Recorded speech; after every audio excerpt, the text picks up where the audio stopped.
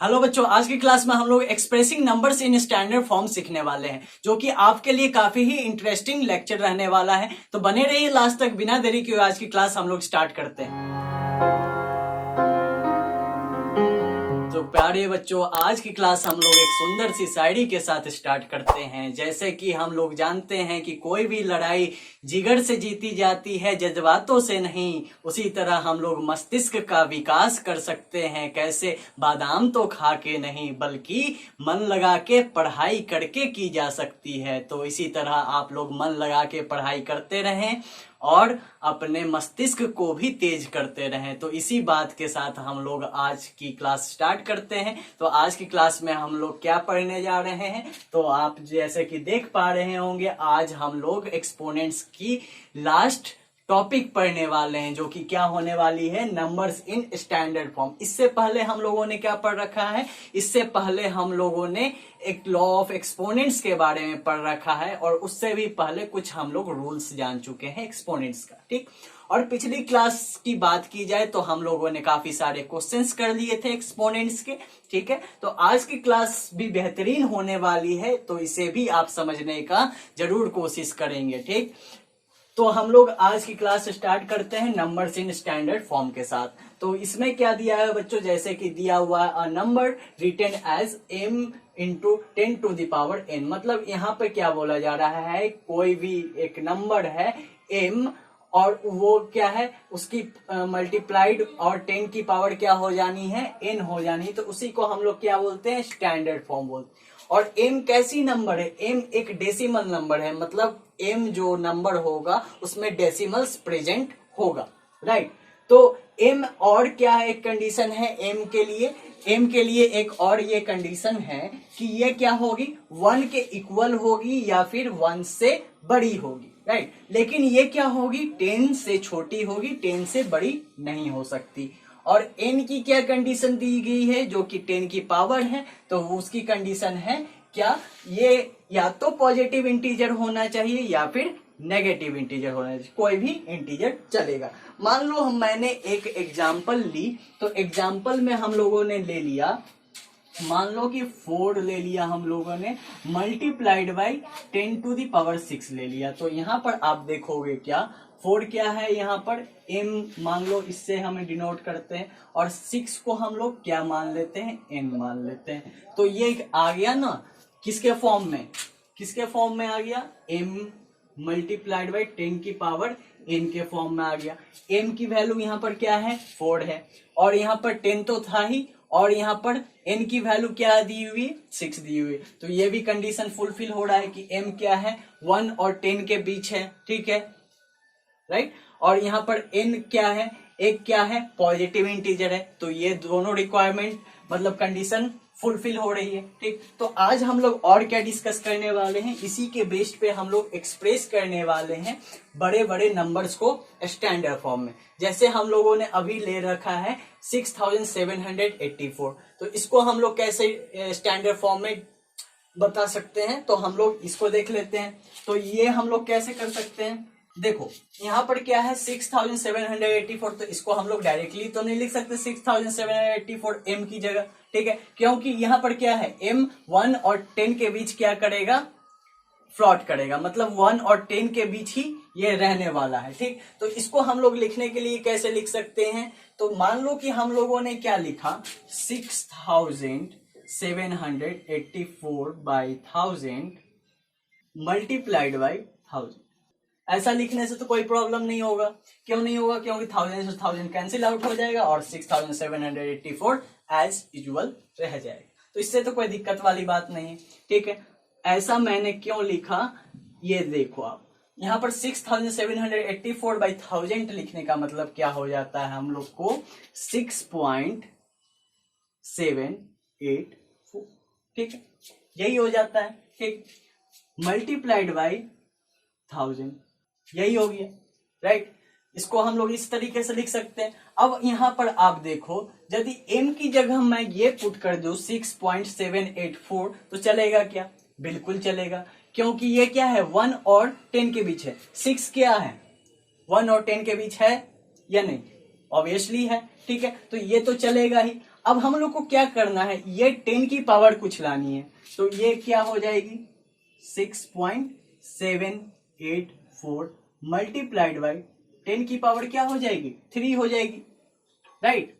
3 क्यों होगी, क्योंकि यहाँ क्या है 1000 है। आप देखो 10 से 10 को मल्टीप्लाई करते हो तो क्या आएगा 100, ठीक है, और 100 को 10 से मल्टीप्लाई करते हो तो क्या आएगा 1000, ठीक है।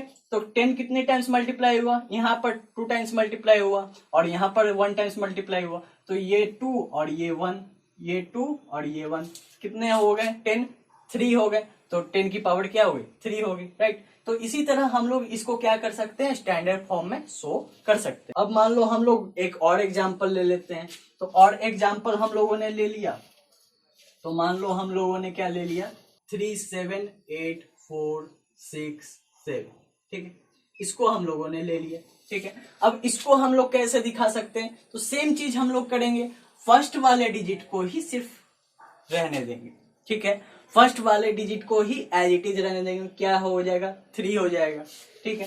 3 को हम लोगों ने रहने दिया, ठीक है। उसके बाद हम लोगों को पॉइंट लगा देना है, पॉइंट के बाद हम लोगों को एज इट इज लिख देना है, ठीक है, जो नंबर था वो डिजिट्स हम लोग को लिख देने हैं, ठीक है। अब हम लोग को पॉइंट की जगह क्या करनी है 1 लिख देनी है, ठीक है, पॉइंट की जगह क्या कर देनी है 1 लिख देनी है, और जितने भी यहाँ पर डिजिट्स हैं आगे उतने हम लोग को 0 लिख देने हैं। तो कितने डिजिट्स हैं 1 2 3 4 5, ठीक है। अब हम लोग 5 क्या लिख देने हैं, जीरोज लिख देने हैं, 5 क्या लिख देंगे हम लोग 0 लिख देंगे, 1 2 3 4 5, ठीक है।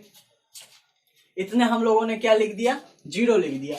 तो अब हम लोग इसको कैसे दिखा सकते हैं 3.78467।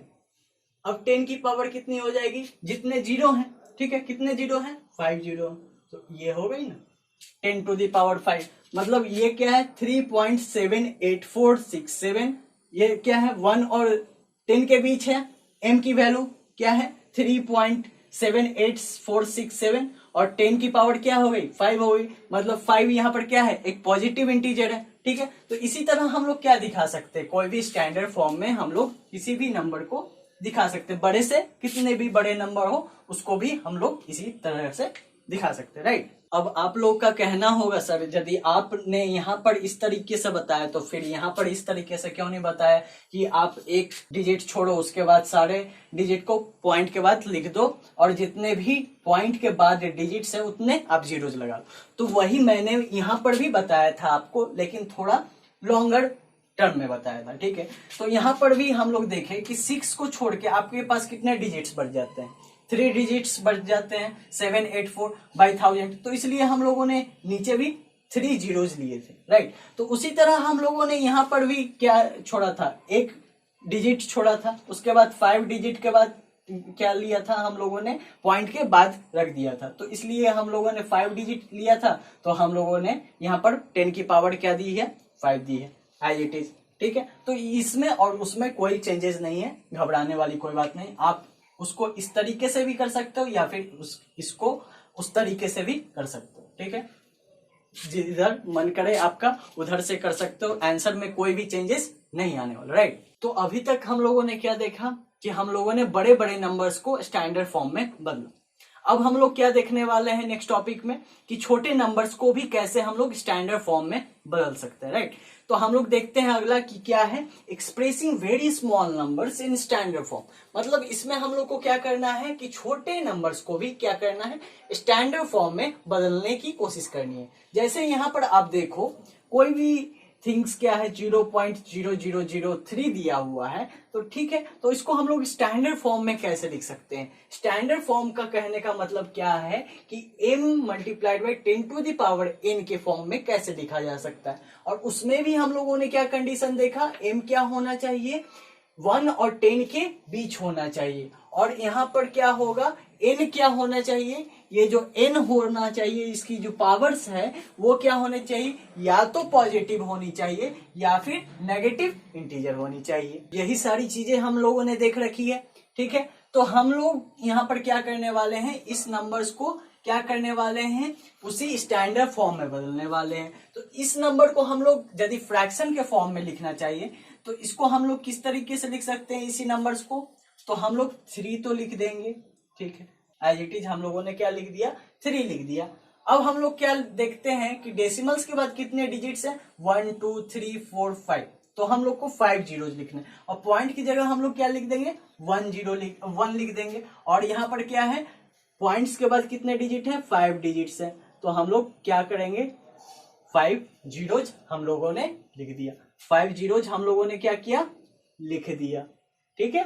तो ये हम लोग इस तरीके से इस नंबर्स को रिप्रेजेंट कर सकते हैं। मान लो कोई और भी नंबर होता, ठीक है, मान लो कि 0.0000007 ऐसा कुछ रहता, ठीक है, तो उस नंबर को हम लोग कैसे करते हैं, तो यहाँ पर हम लोग सिंपली क्या लिख देते हैं, ऊपर 7 लिख दिया होता हम लोगों ने। उसके बाद हम लोगों ने क्या देखा, पॉइंट की जगह हम लोग क्या दे देंगे, 1 लिख देंगे।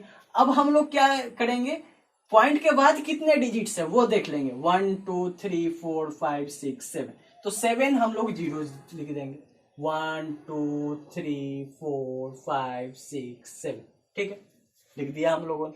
तो ऐसे लिखने से तो अभी तक ये स्टैंडर्ड फॉर्म में नहीं बदला सर, ये आप बोलोगे, ठीक है। तो यहाँ पर क्या हम लोग लिख सकते हैं, 3 तो हम लोगों ने एज इट इज रहने देना है। उसके बाद मल्टीप्लाइड के बाद क्या करना है, 10 की पावर लानी है, ठीक है।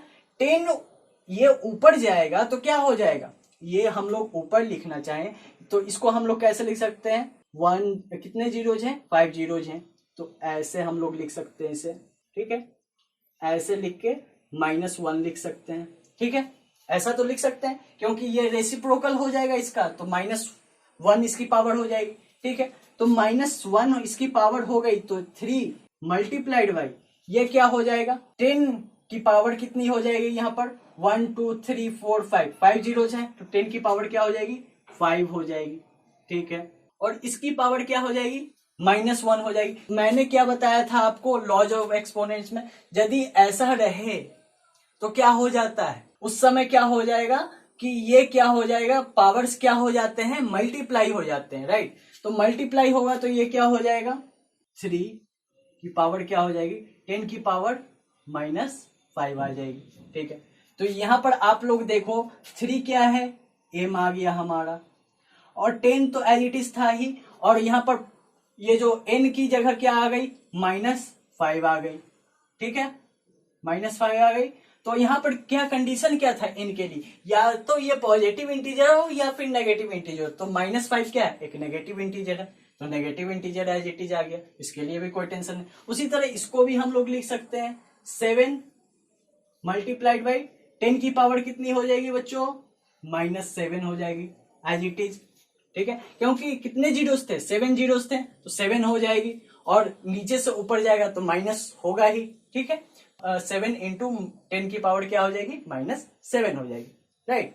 तो इसी के साथ बच्चों आज की ये छोटी सी क्लास हम लोग समाप्त करते हैं। आने वाले वीडियो में हम लोग क्या करेंगे, इसी के बेस्ड बहुत सारे अच्छे क्वेश्चंस करेंगे, राइट। तो तब तक इस क्लास को आप फिर से रिवाइज कर सकते हैं समझने के बेसिस से, राइट। मिलते हैं अगली क्लास में, थैंक यू वेरी मच।